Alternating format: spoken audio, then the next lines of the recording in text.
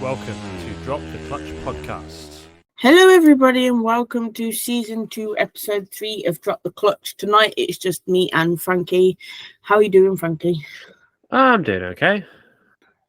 So, should we jump into some Speedway GP stuff, considering it's right around the corner?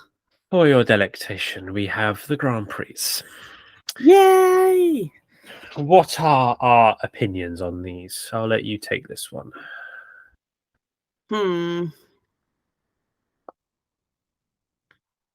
Well, anybody but Zmarzlik.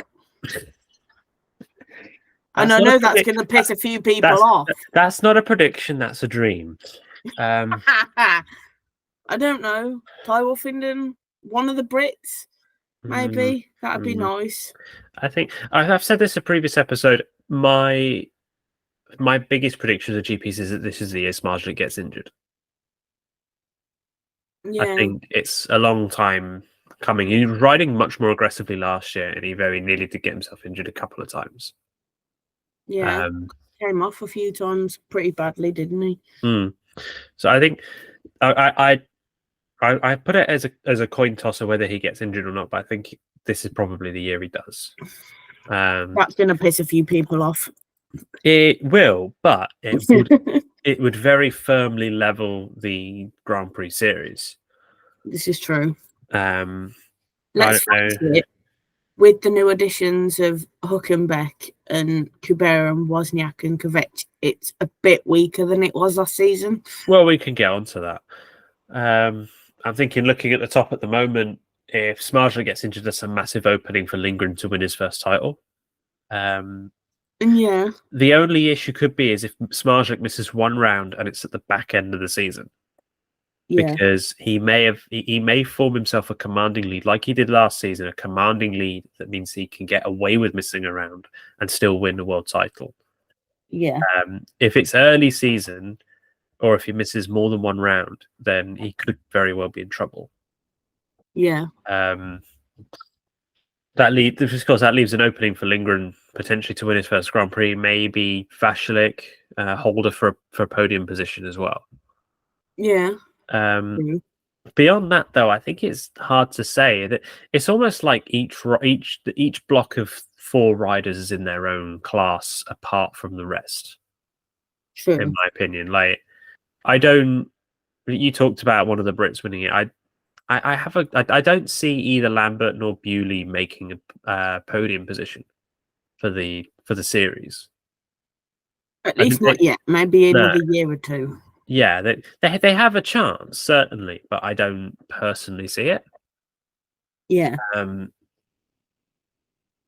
I certainly have. I can see. I can imagine Leon Madsen getting some form back from, was it 5 years ago now, when he nearly pipped Zmarzlik to the post on the for the title. It was 22, wasn't it? Was that soon? No, it was 2019. 22 was when Yes. No, Laguta was 21. Yeah, Laguta was 21. It was 2019 because that was the year they brought in points normalization, which if you ran the numbers would have meant that Madsen would have won it. Yeah. But then you go down the order from there. You think Doyle, if he can make a final and not get thrown out, then he would be a threat to, well, not threat, but spoiler, if you will. Certainly. Like I said, I think Lambert and Bewley are they're solid GP riders now, but yeah, I think it's another year before either of them makes a podium finish in the series. Wolfenden, for Wolfenden, I've said this before, I still think he's hampered by injury quite badly. To be, if I'm going to be brutally honest, I think that a year out of the Grand Prix would do Wolfenden very well. Yeah. Because truth be told, he's not recovered from any injury he's sustained in the last 5 years. Not fully. At least I don't think he has. That's a valid point. and that's seriously hampered his performance on the world stage. If you think like every year since he had a back injury in 2018 or 2019, sorry, every year he has had an injury that has seen him either withdraw from a GP after it started or been ruled out before it started. Near enough every year. He's in a bad run of form with injuries at the moment. Potentially some time away from the Grand Prix would help him. But if he can reclaim the form that he had, back in 2018, then he's probably one of only three other riders there that could challenge Smarslik. True. He's ripping it up in the British League so far, so yeah, maybe but that's a good sign. but it could also be completely meaningless. I mean, look at Janowski last year. He was ripping it up in Poland and Sweden. Was not visible in the Grand Prix at all. True. So I think if I'm going to put a general rule, I would say that you can't predict the Grand Prix based on league performance because it's a completely different kettle of fish. True. You got anything to add to that? No. Got pretty spot on there, to be fair. Yeah. I think we're pushing down now into sort of the picks and the GP Challenge winners now. I think I can't remember which ones were Bewley, Doyle, and Wolfenden. One of those combinations were a pick. I can't remember off the top of my head. But now we're down to like Mick. Doyle won the challenge last season. Yeah. And then Wolfie got a pick. Yeah, or something. Because Dan and Robert finished 5th and 6th, didn't they? Yeah. I think I can't remember. I'm not pulling up the program now. That's too much effort. But either way, we're down. We're now, down sort of here. We're looking like Mikkelsen, Lebedev's Hülkenberg. I think Mikkelsen on his day, he can perform honestly better than Madsen can. He just never gets the consistency that he needs for a Grand Prix. And that's what a rider needs in the Grand Prix. You need that rolling consistency. Meeting to meeting, you're constantly getting in 14, 16, 20 points from a Grand Prix. Especially when you've got a rider like Smarslik who regularly makes podium finishes in Grand Prix. Smarslik's performance leaves basically no room for error for any other rider. You miss the semi-finals and your World Championship may as well be dead for as long as he's in it. Yeah, that is very true. Yeah, so I think for Mikkelsen, I would be surprised if he makes the top 6. I don't believe he can't, certainly not, but I would be surprised if he did, looking at the lineup above him as well. I mean, Madsen finished 5th by a squeak, I think it was. Lebedev's, if I'm honest with you, I'm surprised he even got a pick. He very rarely makes semi-final finishes. He doesn't perform that well in the Grand Prix, to be honest. I think the only reason he's got a pick is because they want a permanent home rider for Riga this year. I think that's the only reason he got a pick, if I'm being maybe slightly cynical. Hülkenberg provides German representation. I think he's a better rider than Smolinski, personally. But like Mikkelsen, struggles with consistency. Yeah. But then from there, we now have 3 complete unknowns: Kubera, Wozniak, and Kvyat. Well, Kubera's ridden as a wild card before. Yeah, but the thing about riding as a wild card is that there isn't really pressure. Like you've got, that there isn't there isn't pressure to perform like really well. With wildcard there isn't that much expectation on you. Plus, you don't have to worry about the consistency argument for trying to win the series or win the title. If I'm honest, I think the same for both Kubera and Kvyat. It's too soon. They're both out of their depth. Oh, definitely. I think Kubera will do better than Kvyat. I am very annoyed that Kvyat got a permanent pick and Milik didn't. in seasons past. I know Milik has, his performance has tanked in the last 5 or 6 years, but I think he should have been in the Grand Prix 5 or 6 years ago. Yeah. I think, if I remember right, I think Kvyat came through the challenge, which means it proves that he can do it on the night. But as we said, the problem with the challenge is it's one meeting. You've got qualifying stages coming into it, but it is just one meeting. It's not a series of meetings that forces you to develop that consistency. We could argue whether that needs to change. But I think both of them, they'll ride well. They'll do their best. But I think both of them will be just a little bit out of their depth. With the pressures of the season on, as well. I think the other point about wild cards is it's often on a home circuit, rather than you never see, like, I don't know, Australian riding as a wild card in a Swedish Grand Prix, for instance. It's usually a home rider. I mean, it can happen, but it's usually home rider that does it. So, they benefit as well from a home crowd, home track advantage. When Kvyat, they go to Cardiff or Morlilla, they're not going to get that.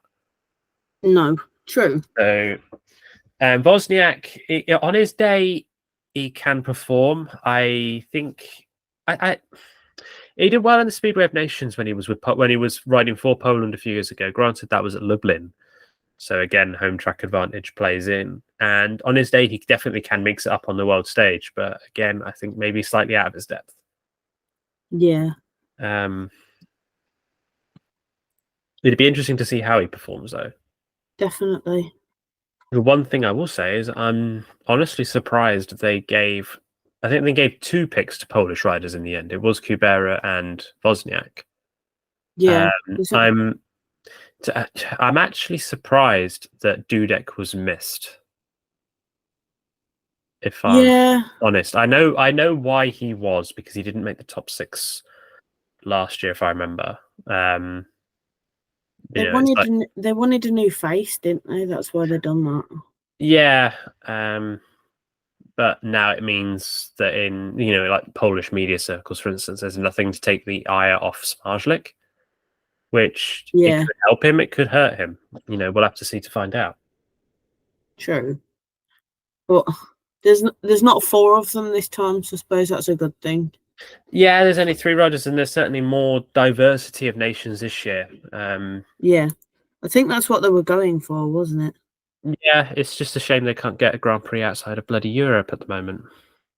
Yeah, I would love one of those, like one in Australia or something. Yeah, I understand the logistical issues with it, or maybe like Argentina or somewhere. I know that there is a decent crop of Argentinian riders coming up. True. So, you absolutely could get a Grand Prix outside of Europe. The problem is the logistics of getting riders and their bikes out there. Australia is arguably easier because it's got the infrastructure. It's, the stadiums, everything, they're already there and they're already up to FIM standard. Argentina may be a different matter. I don't know. Yeah. It also depends what the track's like out there, doesn't it? So it does. Australia has, it can, if you want to go somewhere, you go like Pinyar Park or Curry, that decent, perfect sized tracks for what we want. Yeah. It's just the bigger issue is the infrastructure around it. The stadium itself may not be big enough. That's actually the reason why I think a Grand Prix in California is unlikely, because as I recall, there's like 2 tracks there, and they're each like 200 meters. They're way too small for Grand Prix racing. They're dinky. They're like way too small. There's no chance if you're going to get if you want a Grand Prix in California, then you're laying a temporary track, and where are you putting it? Yeah. And then you've got the added cost of laying the temporary track and the stadium rent and all that. There's a few arenas out that way, but I guess it's like, it's a case of whether they can accommodate a temporary surface or not, though, isn't it? True. Because there's a fair few NHL team arenas out there, but would they be one? Would they be big enough to fit a speedway track? And two, it would more than likely have a detrimental effect on the ice because they build the temporary track on top. Yeah, you're not getting a decent sized speedway track in an ice hockey rink. No, well, the arenas over there because they can fit like 14,000 people. But yeah, I get what you mean. Yeah, that's just not happening. No. But yeah, so that's my predictions for the riders. I think if Smarzlik doesn't get injured, doesn't miss a round or two, then it's his championship to lose very much. Mm-hmm. As much as we all dislike that. Yeah, but if something does happen to him, whatever it may be, then it could open it up very massively. Yeah.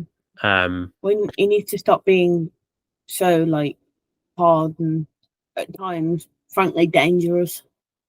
Well, he rides the bike hard, and that's what catches out his opponents, really.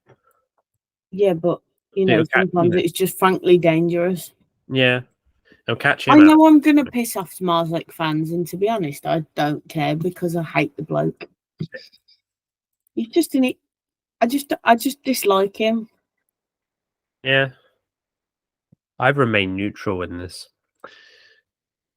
But yeah, so that's my predictions for the riders. I think the lineup is very top and tail this year. There's a lot of riders I think there's a lot of riders that will struggle and riders that will do well at the top. More so than this year. It's not it's not necessarily a competitive lineup this year. Yeah. Like I can look down the list and say this rider won't make the top 6. This rider won't make the top 6. This rider won't make the top 6. Side note: it should be the top 8, but we'll not go into that. No, there'll be a bit of a gulf between. Yeah. There's a gulf between the top riders and the bottom, I think.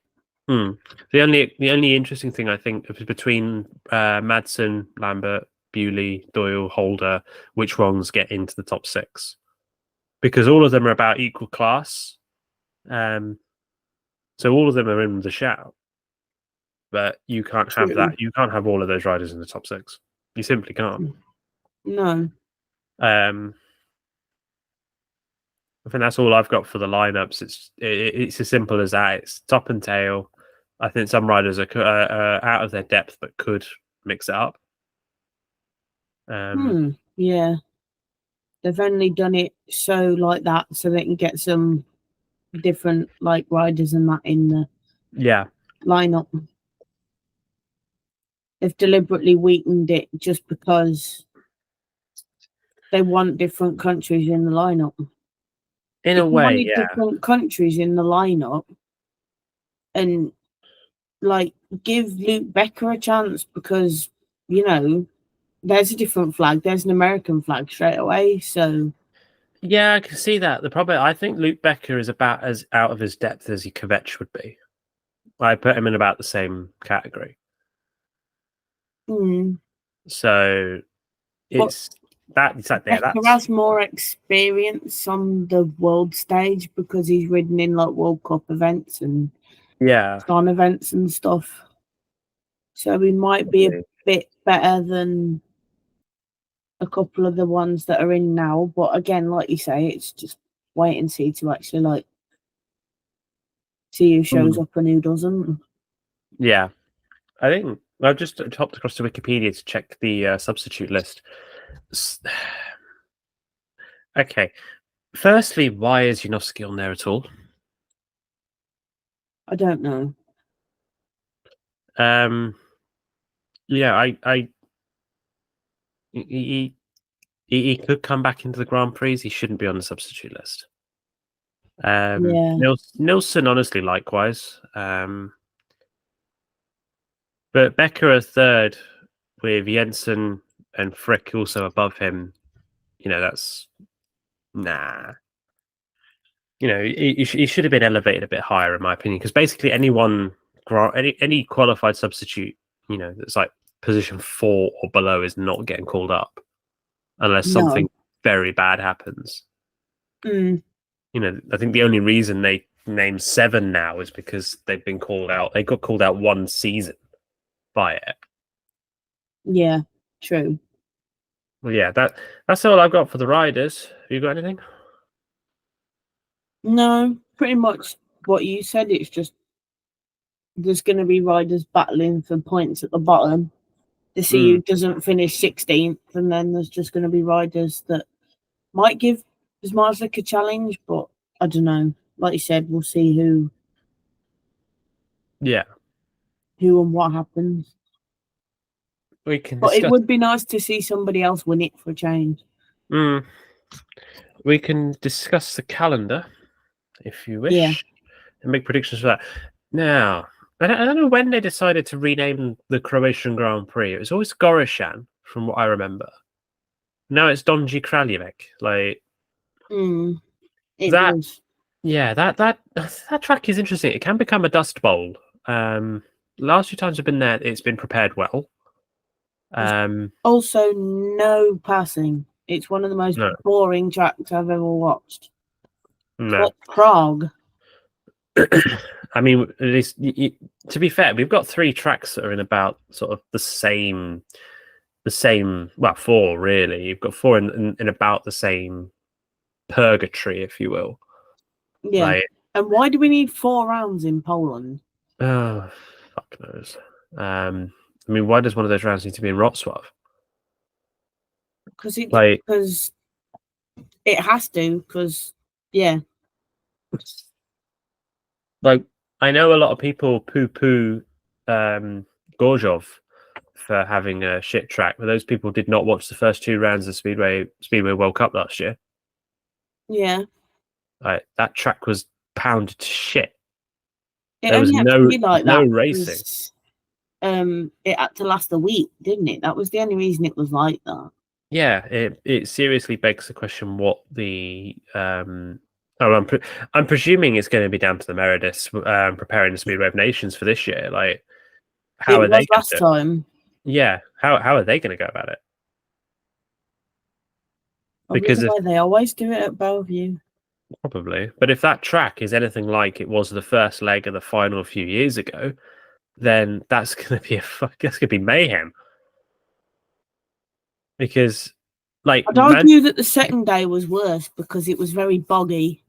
Yeah, the problem with the Bellevue circuit in Manchester is that it's a very fast open track. It's one of very few tracks I know of where it can become too fast, and as a result becomes dangerous. And on the first night, and the first leg of that final is what happened. The track was racing way too quick. Riders were taking risks. They were riding it like they normally would, expecting slightly less speed. Like when Woofenden tried to go past Doyle on the back straight in that heat where he came off, Woofenden was not expecting to go through at that much pace. No. Like, he hit that way quicker than he thought he would. That's why he hit the back of Doyle. Yes, I know. He crashed right in front of where we were standing. It was horrible the way he just went. No, I dislike that. Yeah. But at Bellevue, that's like the one track I know of that when it becomes too fast, it becomes dangerous. Yeah.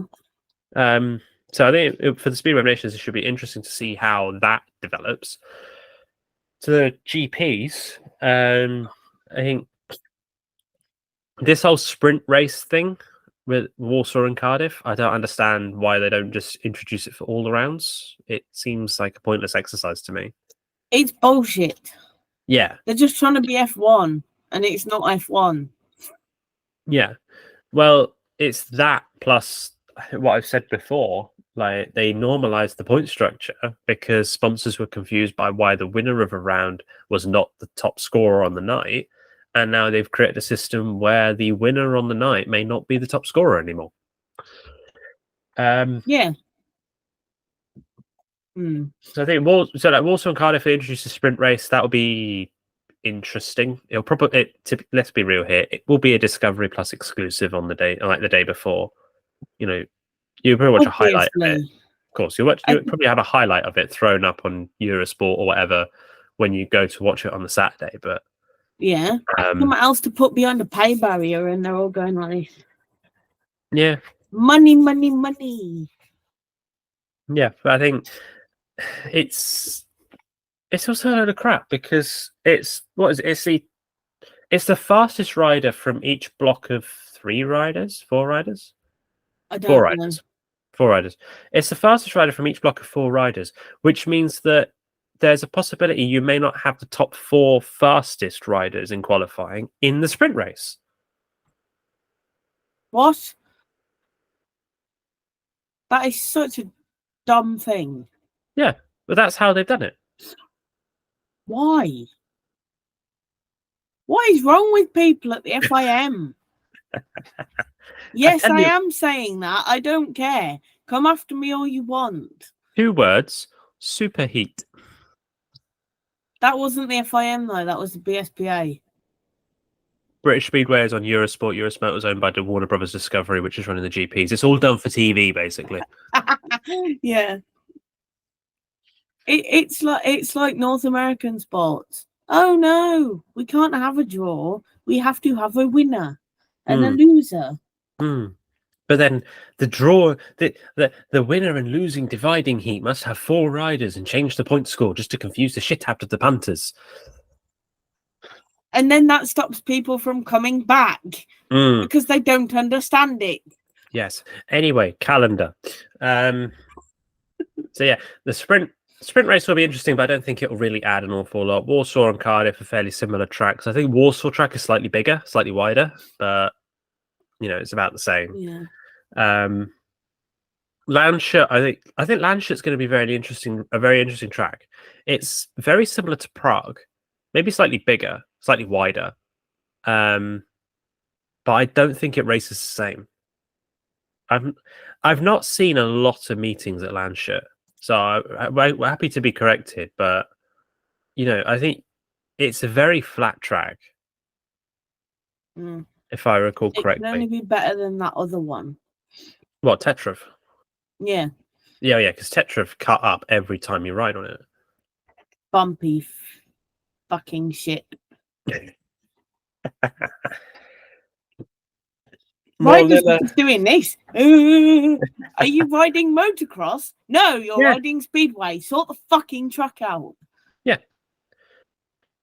Prague is Prague. I'm still very, very bitter that we are still at Prague and not have gone to Pardubice. Very annoyed at that. Yeah.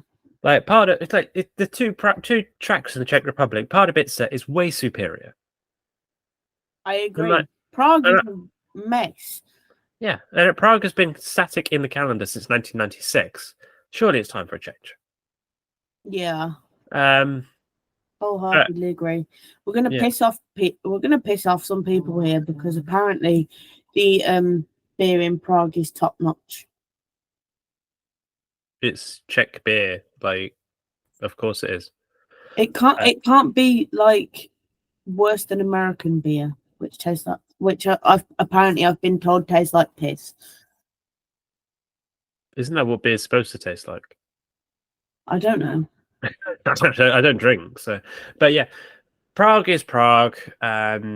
It's generally a fairly open round. It's usually, I think it's perceived like any rider can really win it.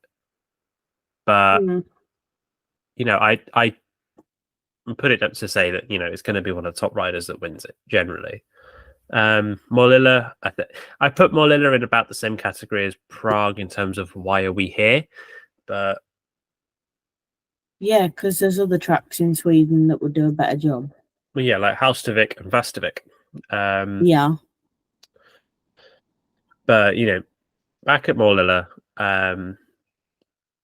let's just hope it doesn't get rained off. What, like it does every year somehow?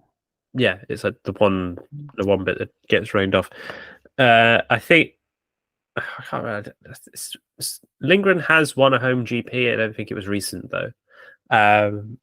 So he's not necessarily overdue for a home win or anything. I wouldn't be surprised if he did win it though. I think a home GP like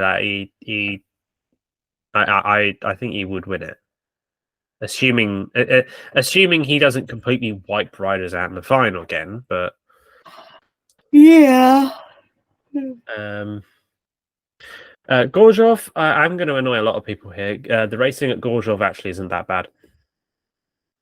Yeah, it's okay. Yeah, I've seen some very good finals at Gorzhov.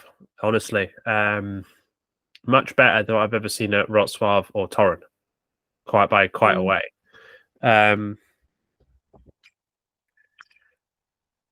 So I'm happy enough at Gorzhov's in the calendar. I think that's a big one for that's a big one for Smarzlik to try and win again. Even like, okay, Gorzhov is not his home track in the Extraliga anymore. I can't remember if he's still at Lublin or if he's gone somewhere else. I can't remember. Yeah. He's still at Lublin, but he's still very popular with the Gorzhov faithful. He still loves the club, the track. So that would be a big one for him to win again. True. But again, Gorzhov is one of those tracks where you probably could put money on anyone winning it. Yeah. With the exception of maybe Kubera, but then again, you wouldn't really write him off completely. No. It's a fairly open track. It's not, but there is home track advantage, of course there is, but I wouldn't. I'd be very. I think definitely any rider could possibly win that one. True. Cardiff is Cardiff. Yeah. I don't know.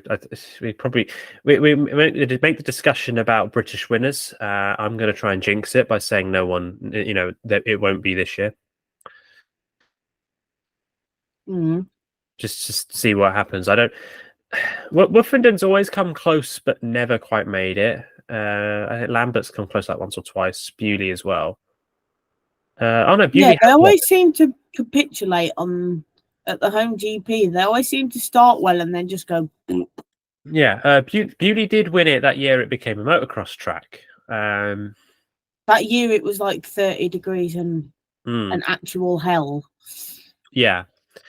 But yeah, I don't think this year we're gonna get a British winner. I'm not seeing it personally. Who knows? Wrocław, it may genuinely depend on which track they give us. If it's ripped up like it was for the World Cup final last year, any rider probably could win it. If it's a flat track, then it's probably will be Smarzlik. Yeah. It's just when it becomes a flat track like that, it's whichever rider comes out the gate fastest. True. So that one is very much a wait and see. Riga was an odd track last year. It wasn't necessarily. It wasn't like it cut up, but riders were being caught out by it. So that one possibly more open than any other round we've said so far, based on that alone, because it catches out the top riders.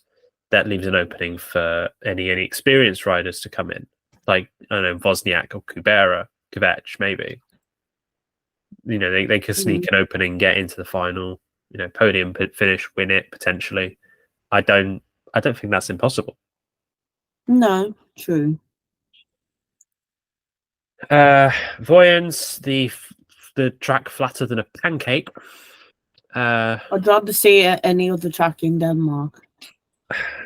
Yeah, so would I. And that's all we'll say on that. It's the Speedway Centre, though, isn't it? It has to be the home, and of course, because Ollie Olsen is still very much involved in the background. Wow. Okay. Yeah. And it's technically run by his son now, I think. I think he handed it over to Jakob Olsen. But it's very much an Ollie Olsen special track, that. Flat, I'd no love to see banking. Edgeberg in the series. No, that was supposed to be where Instead. the Speedweb Nations was a few years ago. They moved it out because I think the owner fell ill or something. Yeah. I'd love to see around there.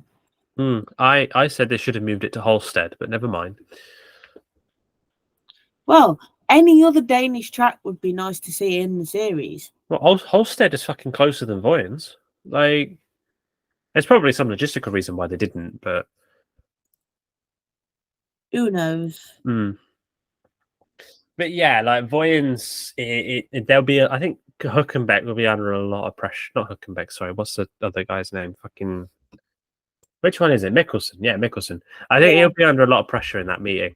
If I'm honest, especially sort of back end of the meeting, if he's not in the top six, if he's definitely if he's close to the top six, there will be a lot of pressure on him to perform well, and that could get to him.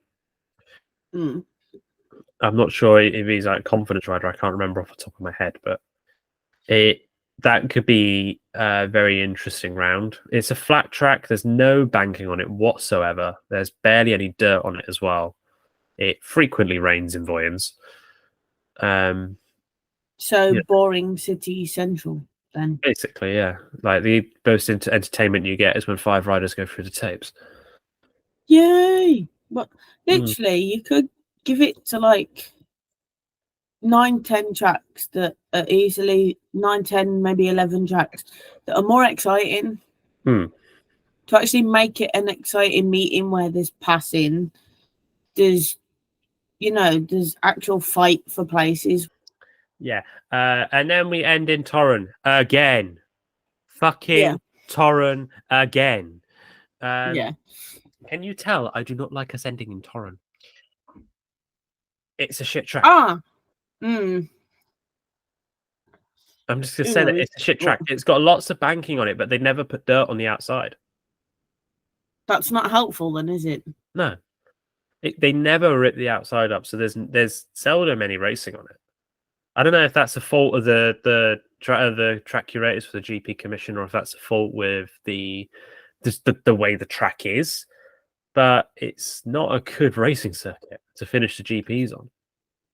Here's a mad idea. Let's give Glasgow a GP. Manchester on that first. track. Manchester first. Woo, I mean, to be fair, when they had the GP Challenge at Glasgow a few years ago, it wasn't that bad. Like, okay, 4 riders got injured, but it wasn't that bad. I was there. It's because they didn't know how to ride the banking properly. Yeah. Everybody's looked at the banking and gone, what the fuck? Yeah, it's banked to shit. Which makes it entertaining because you got riders like Benjamin Basso that fly up the banking and then they're going, whee! And then they come down the banking and they've gone from last to first. It's exciting. It's racing. It's not processional. That's why I like it. That's why I got into watching Speedway, actually watching racing, not shit that's processional. Track curators, take note. Put banking on tracks. Yeah. There's a photo flying around social media saying there's holes in a Birmingham track and supposed proof. Do you know what this proof is? What's that? It's puddles. Puddles, yeah, they exist. Yeah, because that's a hole in the track, isn't it? They exist. Puddle. Get used to it. It pissed it down with rain. It's raining in the photo. It's a puddle. Anyway, back to the Grand Prix. Well, we've more or less done the calendar, really. I think, as I say, Torren is, it's a poor track, so I reckon fastest rider wins. Smarslik probably wins it. I would say. But that's my predictions for the calendar, really. I think it's easy to just say Smarslik, but there are at least 3 rounds where probably any rider could win it. Depending on the circumstances of the day. True. It'd be interesting. this is another mad point. But it would be interesting to see how GP rounds did at different British tracks. What if they moved it around, or if they just said we're doing it in Manchester this year? No, like different tracks, like a different club track. What, for the Grand Prix? Well, whatever you do, don't hold it at fucking Wolverhampton. Well, they haven't got a track anymore. I know, the joke doesn't quite work anymore. No, actually, we should have had one at Wolverhampton because that would have caught fucking everyone out. Yeah. No, and honestly, they should have had it at Wolverhampton because that would have been a complete leveler for all Grand Prix riders. The Wolverhampton was nothing like any track ever on the Grand Prix on the Grand Prix calendar. Yeah, it would have been a reaction like Glasgow. It would have been like, what the fuck is this? Yeah. Like, you go slightly too wide on the second turn. Oh shit, I'm in the fence now. Like, that wasn't supposed to happen. No, but it does, because for some reason Wolverhampton had a fucking adverse camber going around the entire track. They never did anything about it. To be honest, the state of the Wolverhampton track the last few seasons was not great. No. But yeah, like, I can see I can see the idea behind that. The problem you've got is that there are basically two tracks in the UK where the stadium facilities are good enough for an FIM event. Manchester and Glasgow. That's why they get all of them, and basically every other track is hung out to dry. Like, the exception might be the Grand Prix Challenge. It might come to Poole or potentially Oxford at some point. Birmingham might get an under 21 event, or I don't know, Redcar. It's also the fact that those two tracks that you mentioned also have FIM accreditation, or however you say that word. Which is none of the other license. Yeah, but none of the other tracks in the UK have that. But it would maybe be worth getting a few more tracks in Britain up to FIM standard, just so the FIM could have that option of saying, hey, let's stage the World Under 21 Cup at Birmingham. Hey, let's do this or that, or just so it gives them more options. Well, yeah. The problem is the BSPA don't want to spend money on that because they've just blown the budget on sending the AGM out to Tenerife again. Time for some BSPA bashing. Why does it need to be in fucking Tenerife, honestly? But because they don't want to be here, that's why. Oh, shit, lock them in a room. Sit down, talk about it, figure out all the problems. You're not allowed out until you sort it, and then lock the door behind them. Problem solved. Or just lock all the promoters away and say you're not allowed out, and bring in an independent body to run the sport in this country. Problem solved. Yeah.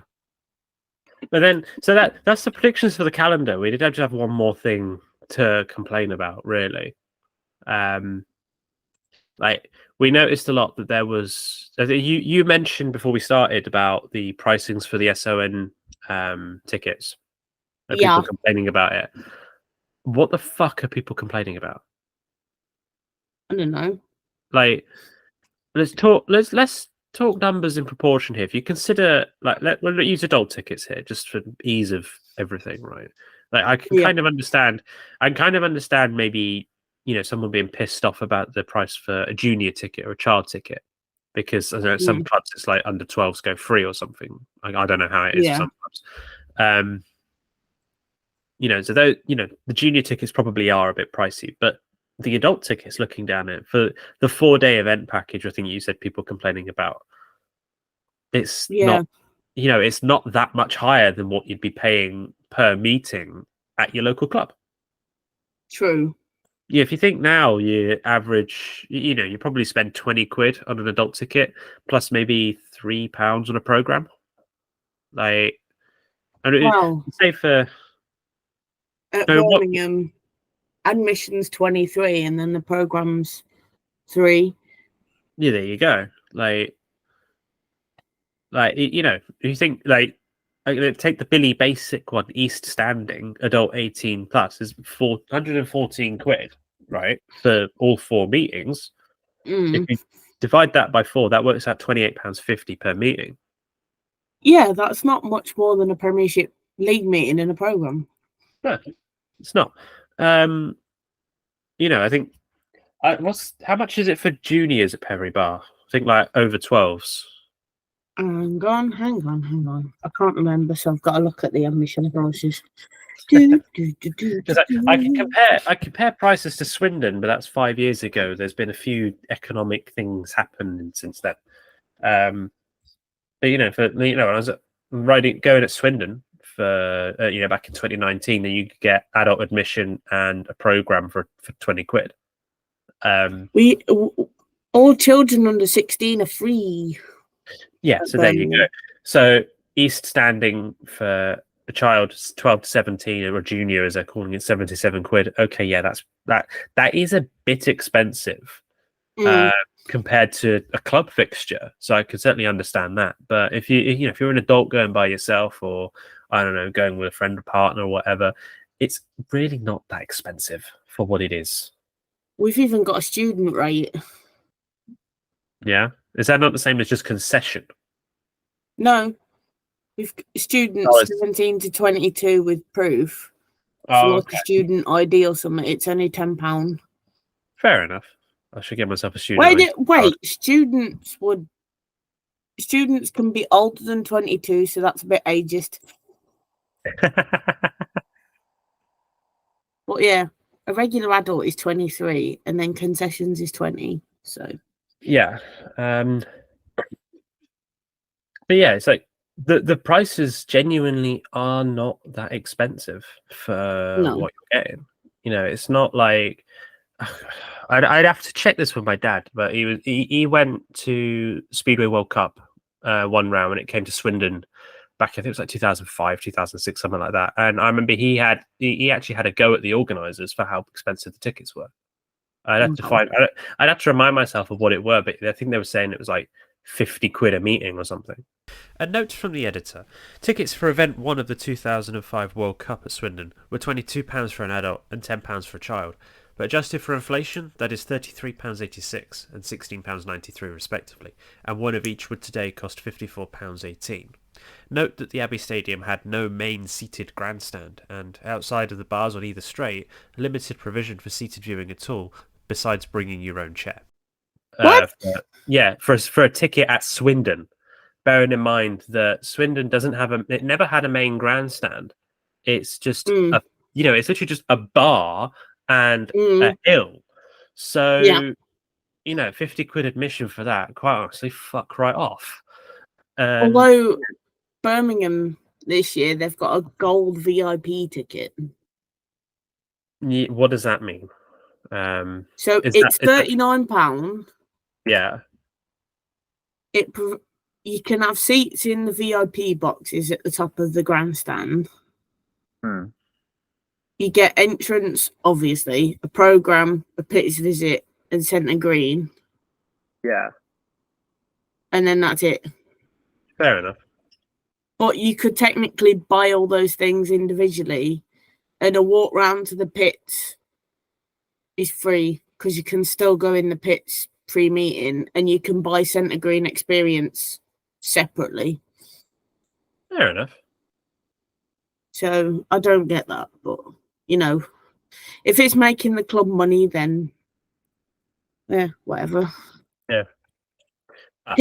People have been asking me as well how the programs are still only £3 at Birmingham. There's less content. No, we're sponsored by the people who make the programs. They're the main team sponsor.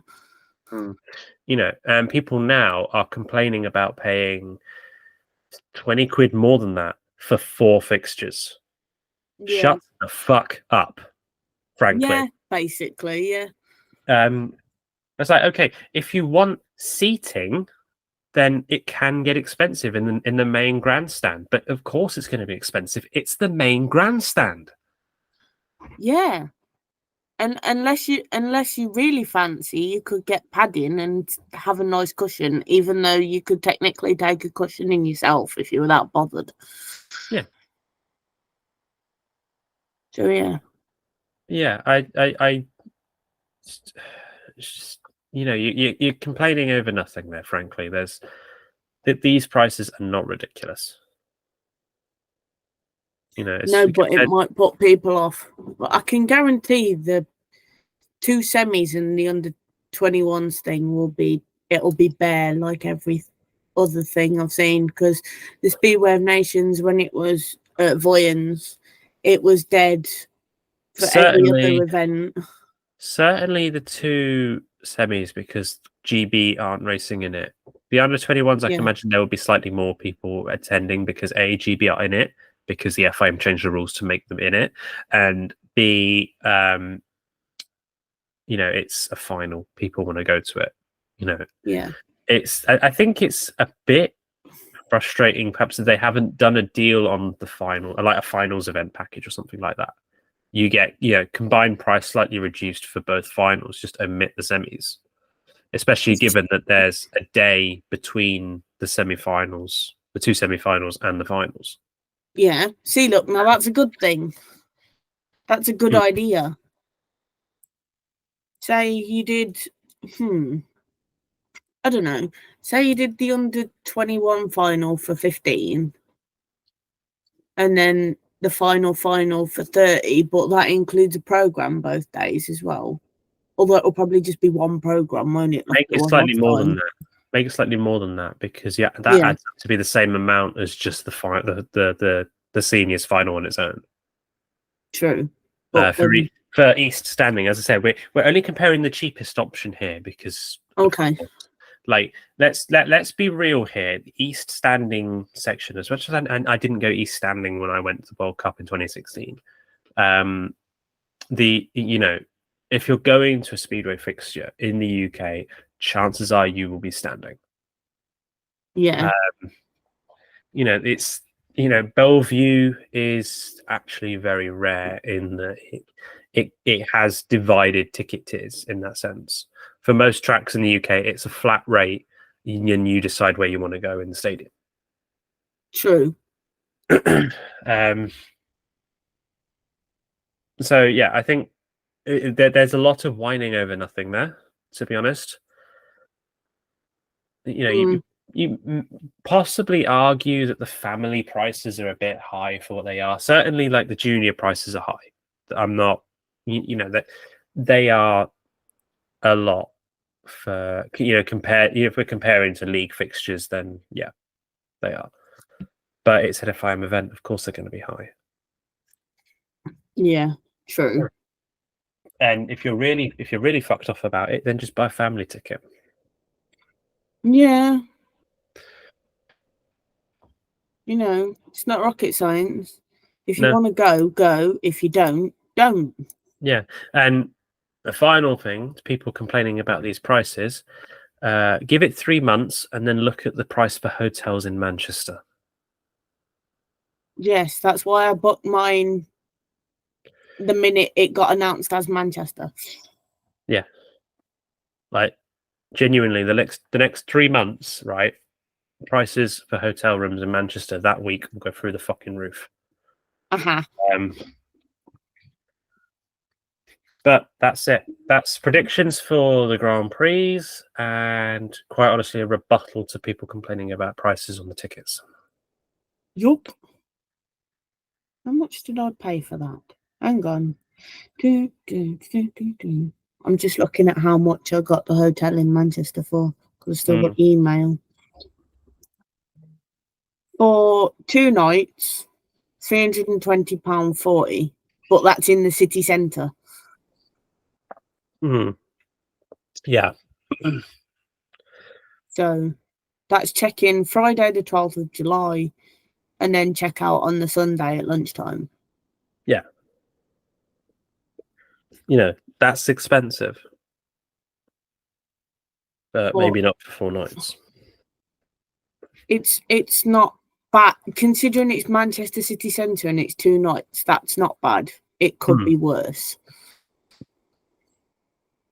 I know where it is as well, which will come in handy. Yeah. Anyway, shall we wrap this one up? Yeah. I think we've said what we need to say. We can discuss the first round of the Grand Prix once it happens. When is it? April the 27th. It's literally like it's a bit of 2 weeks away from now. When we're recording this. Yeah, shall we end it there? Yep. See you later. Catch you on the next episode. You have been listening to episode 3 of Drop the Clutch Season 2, presented by Ruth Hannah and Frankie Sparks, recorded on the 12th of April 2024 and edited by Frankie Sparks. This was a Drop the Clutch production.